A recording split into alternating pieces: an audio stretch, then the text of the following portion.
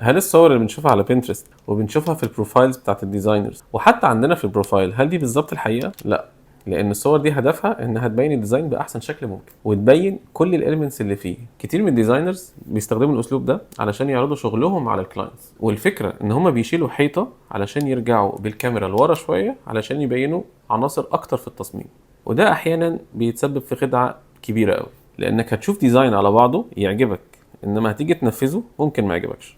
مثال على كده بورتريه كبير في كوريدور. ببساطه في الريندر هنشيل الحيطه ونرجع بالكاميرا لورا علشان نبين البورتريه على الحيطه الطويله بتاعه الكوريدور، لكن في الحقيقه انت هتشوف البورتريه ده على مسافه تقريبا نص متر، فهتشوف جزء من البورتريه وعينك عمرها ما هتحتوي المشهد ده كله، وبالتالي هتقول المنظر ده كسروه، انا ما اتفقتش على كده، لانك كنت شايفه من بعيد. بس في الواقع لما قربت منه حسيت ان العناصر كبيره وشكلها مش مريح. وبالتالي مهم قوي واحنا في نص البروسيس واحنا بنعرض الشغل عليك نختار كادرات اقرب للواقع علشان تتخيل الديزاين من قريب ومن بعيد. نقول غلطه كمان، البعد البؤري للعدسه. الديزاينر لما بيستخدمه اطول او اقصر من اللازم، العناصر جوه التصميم بتبان باحجام مختلفه تماما عن الحقيقه، وعلشان كده المفروض واحنا بنرندر بنختار بعد بؤري من 35 ل 50 علشان الكاميرا تحاكي العين البشريه، واحجام الاليمنتس ما تتغيرش ما بين الديزاين والحقيقه. عايز تعرف ده بيحصل ازاي؟ طلع موبايلك وخد نفس الكادر مره بالعدسه الواسعه ومره بالعدسه المظبوطه، وخلي حدود الكادر واحده في الصورتين،